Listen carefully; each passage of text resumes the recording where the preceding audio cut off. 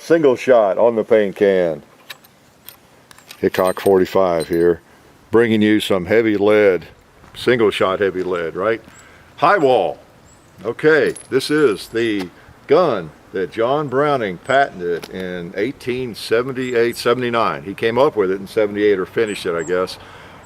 He was 23 years old, 1878, and got a patent in 79. And then in the 1880s, it became Winchester's single shot rifle. So pretty cool. I've never fired one until this week, and I'm so glad to have encountered this one and have it available. Yes, found this at a gun show. One of our viewers, in fact, was walking around with it, wanting to sell it. So wasn't that convenient? This is a Uberti version of it, and pretty true to the original, but still a couple minor differences. Some of the originals, by the way, when you brought the bolt up, would cock. Well, I think all the originals up until around 1908 or something, and then they incorporated a little bit different action where the hammer came up on half cock, and then you finished it, okay, like the Ubertis come. And I think almost all the guns made in Italy, okay? So that might be a little different if you have an original one.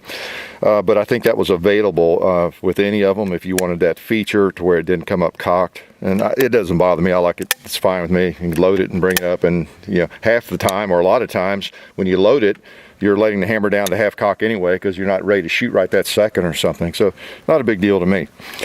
So 45-70. Let me lay it down there a second. Beautiful, huh? Look at that big bolt, falling block. Yes, John Browning. Now, he didn't invent the falling block per se. The Sharps rifles that were around since, wow, what, 1848, 1850, forever, used a big old falling block. But he incorporated into these lever guns in the 1886 and everything, and changed it enough to where it made sense in this gun, and as well as the 1886 lever gun, 45-70 or whatever caliber it was, and we turn it over. Single shot. There's something special about a single shot rifle. I don't know if you've had that experience. Maybe you have not. You get the same experience or feeling with a muzzle loader. There's just something about having one shot at your disposal. And particularly a big shot, like a buffalo round, 45-70, pretty cool. So let me slide another one in there, and I'm shooting 405 grain rounds. That's kind of my standard. That was the standard load for a long time, and it's nothing exotic. It's just a nice 405 grain, moderately powerful round, and it does the job. Here's what's in the case, actually. 405. So a lot of it's kind of like an iceberg. A lot of it's beneath the surface, right? There's a lot of lead beneath the surface. So let's slide one in, take another shot, or open her up, drop him in there, and close him up, cock it, put the ears on. What do we want to pop here? Well, we ought to probably start with a 2-liter. Now let's go on over to the plate, the red plate. It is a long-range rifle, if I can see well enough. It's supposed to be accurate at long range. Not that this is long range.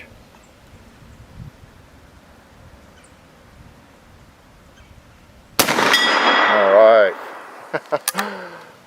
Sweet, sweet. Big old, there's just something neat about the way they load and the way they shoot. Again, he came up with this in 78, and this is the firearm, his first design, successful design that was, patented and marketed under Winchester and all that.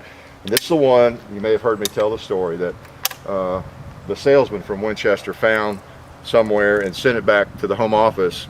And then Thomas Bennett, the manager, Winchester at the time, about a week later got on a train and headed out to Ogden, Utah to see who the heck these Browning brothers were. And of course the rest is history. He not only bought the rights to this, but he bought the rights to the 1886 lever gun that Browning had been working on, had a wooden carving of, and so that started their 20-year collaboration, really. Right there, right then and there. Wouldn't you love to have been in the office that day when Bennett walked in and looked him up. He thought that Browning was maybe an apprentice or somebody, some kid working, you know, upstairs, you know, and was still looking for John Browning. Where is he? Where's his office? You know, and so that must have been an interesting. And when he found John Browning, he was busy. He had all his parts spread. He was working on, I think, cleaning his 1911 or something. So we got him away from that project and asked him about this rifle. He said, "Did you make this?" You know, and all that, and we want to talk about that. So that was pretty interesting times. And again, the Sharps was out, you know, before this, but and a lot of the buffalo had been hunted, so it wasn't like we need a new buffalo rifle necessarily, because this was 1883. They were having that conversation, and then 1885, you know, when Winchester produced it. So most of the big time buffalo hunting, I think, was in the past by then, but the sport of shooting, long-range shooting, was really, really popular. And like you may have heard of the Creedmoor matches, I believe it was up in New York, and these long-range matches were taking place. And as hard as it might be to believe, shooting competitions and all that were extremely popular back then. Well, they're still popular. And so that was one of the markets for this rifle. It has a reputation for being very, very accurate. I'm going to try a cinder block over there.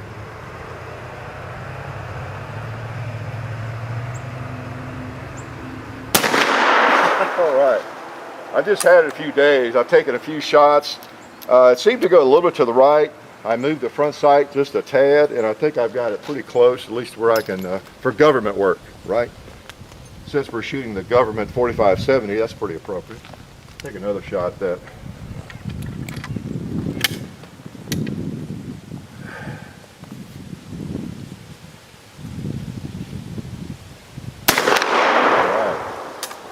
But the Creedmoor matches are famous, and a lot of these guns were referred to as Creedmoor guns. In fact, I know when I was shooting metallic silhouettes back in the 70s, there was a Creedmoor position we would use. So it's just a very common term. And they'd put vernier sights on the back and everything, and just really stretch them out. 800, 1,000 yards.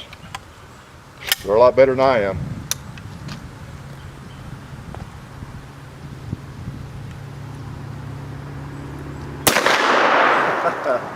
All right, I love it. I love it. It's a neat old gun. Again, this is Uberti. It's you know, the reproduction, but it's pretty nice, isn't it? It's pretty nice. Pretty nice. Let's put one in here and shoot up.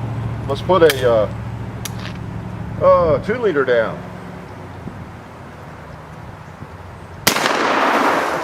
Yeah, that's what the 4570 was actually designed for.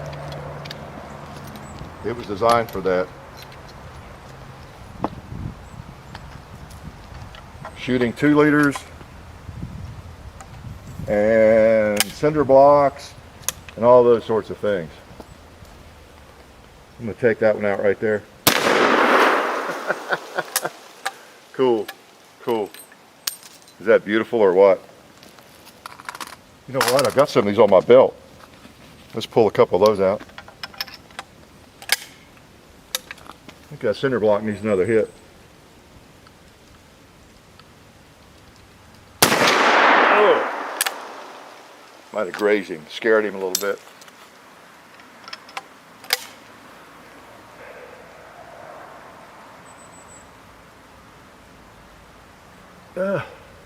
Let's cock it.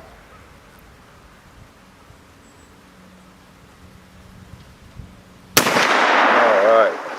I had a good feeling on that one.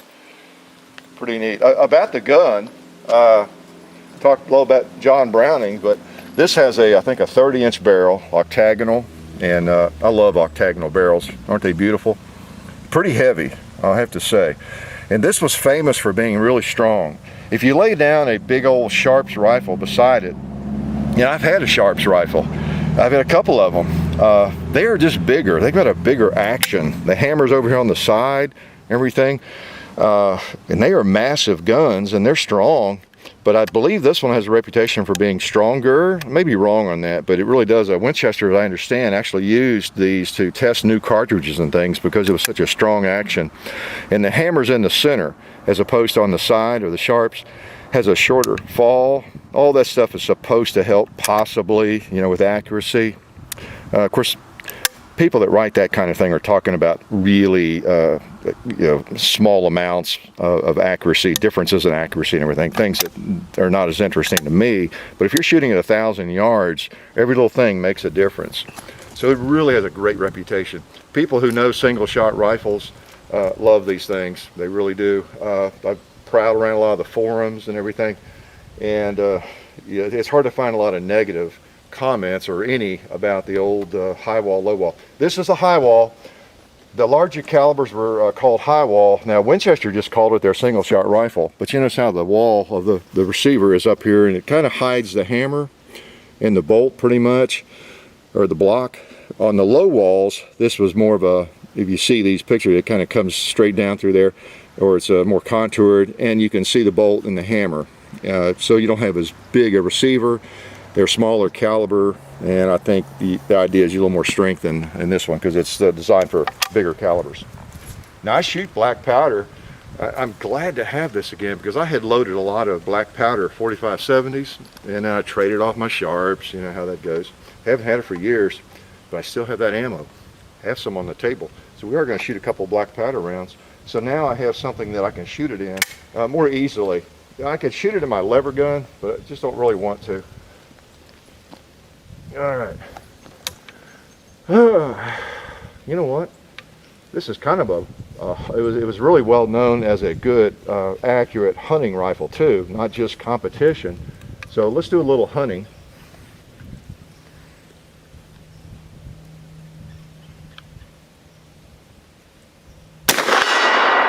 All right, got me a ram.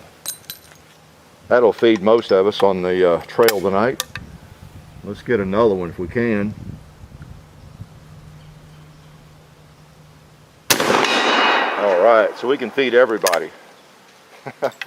And you know, even though most of the buffalo were gone, they're not gone from the Hickok range. I see one hanging over there. Let's shake him up a little bit.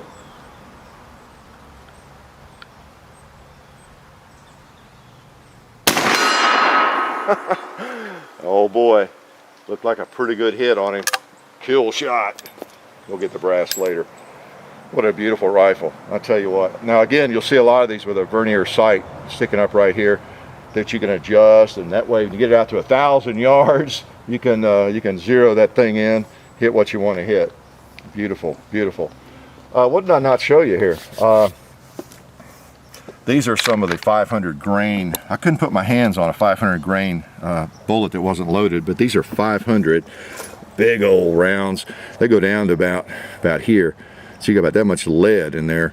So that is a massive round. And then you have, of course, black powder. As much black powder as I could get in, as I recall. I loaded these a long time ago. And we'll go ahead and shoot a couple of them. Maybe we'll shoot a couple more of these first. Because once I get into the black, I don't know if I want to go back and forth. But beautiful rifle. Like I say, in 1883 is when Bennett, I believe it was 1883, when he visited the Ogden, Utah Browning Brothers shop, and they worked out the deal on all this. And on the 1886, and then 1885, they started going into production later that year with Winchester. They made a few, minor changes, and to mass. They had been making these in the Browning Brothers shop. I think they made 600, 700, 800 of these things by hand, and they weren't able to make them very fast, of course, and they'd been selling them, and that's why the sales rep from Winchester, discovered them. It was out there, and that must have been interesting, to come up on one of these things. What? Who made this? So, and Winchester at that time still did not have a rifle that would chamber the 45-70, this big old long 45-70 cartridge, which was very, very popular. And this was actually the first one that would chamber it. And then of course the 1886 lever gun, which came soon after. But, all right, 2-liter. I happen to have ammo right on me. I wore this belt when I was a buffalo hunter, and I've always enjoyed it. Do a little quiggly fast shooting, right? Well, this is not exactly a rapid fire firearm. Oh, there's a water jug right there. Like a 45-70. Oh man, I love it. And let's put another one on that red plate over there. This is a long-range firearm.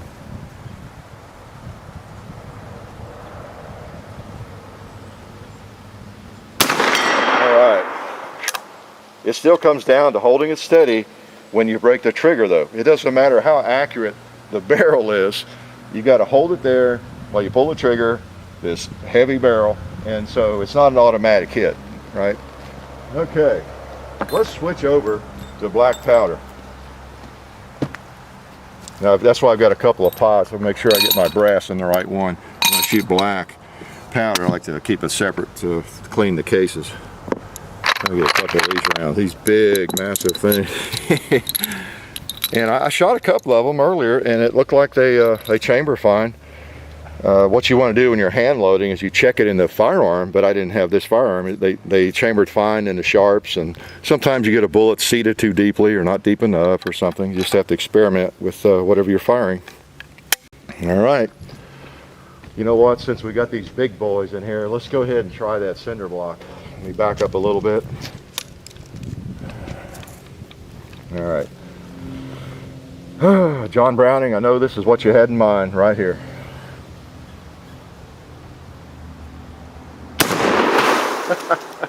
Took a chunk off, didn't it? I'll keep this brass separate. Ah, I can smell the sulfur.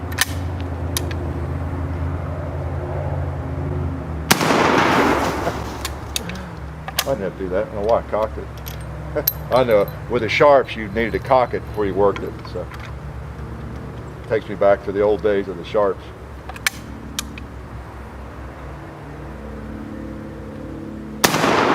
You see the white smoke from the black powder. Nice. Let's send one of these across the hill. See if it'll knock over a ram. If I can hit it. I don't suppose the point of aim is you know, significantly different. Might be a little bit. Oh man, I saw that big chunk. It looked like a kill shot. We got another one here. Let's shoot the propane tank. I want to hear it ring.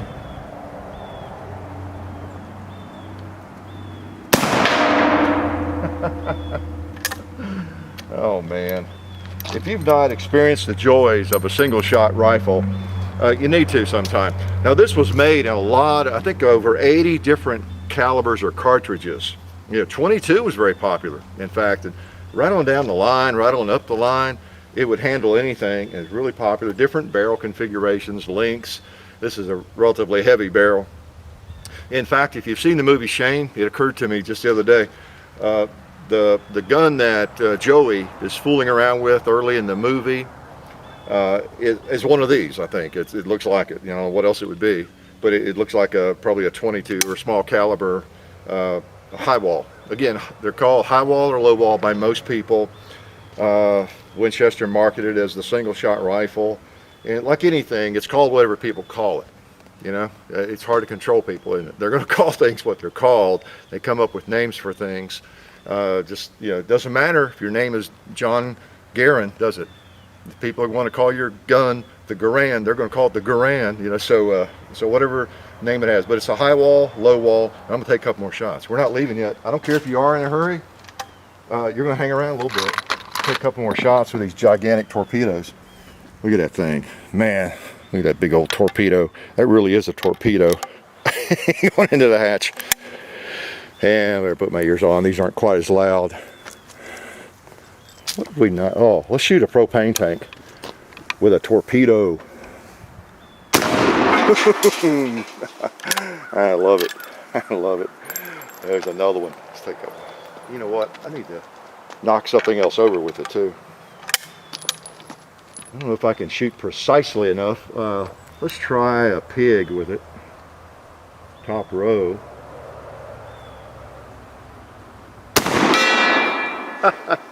Must have hit him low the way he fell. Black powder, that back there. All right, here we go. And you know what? We've got a watermelon, or excuse me, of all people, I should know the difference. A pumpkin. Let's see if it'll penetrate it. I believe it did. I think it's okay if I switch back to smokeless. These old single barrels, you can get by with murder. Sorry, guy, I just had to put another one in you. All right. Yeah, that's smokeless. It's good. I clean out my belt here. All right, now I'll go back over there.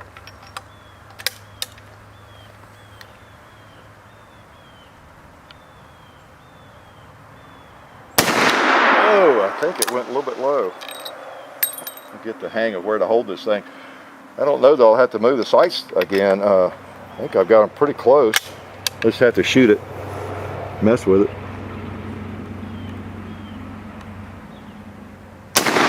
Oh, did that thing roll over with authority or what?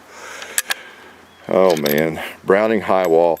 I have wanted one of these for a long time. It's been on my radar. It's been one of those guns. It's one of those classics. You know, I mean, especially since it's John Browning's first, I don't know if it's the very first thing he worked on, but his first actual patented design that went into production.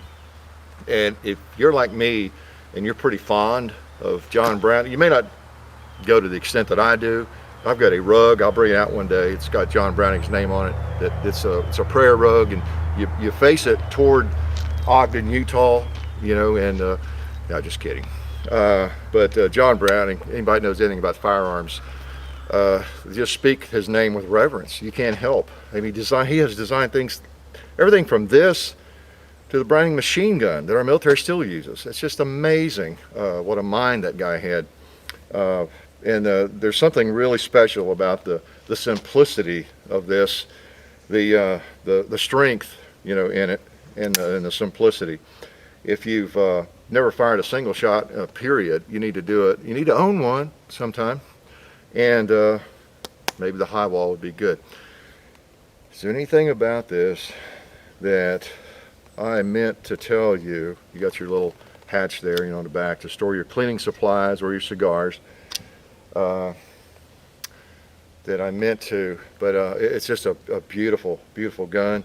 And again, you know, John Browning, 1879, I think was the patent date on it, and it's known as the 1885. It was a year, and it was made from, by the way, 1885 to about 1920. Lots of different calibers, and very, very successful, very, very popular in shooting matches, you know, the Creedmoor matches in the Northeast and anywhere else, and for hunting. And if you don't have one, or you've not fired one, you should feel really bad about it. I did. Now I don't. Life is good.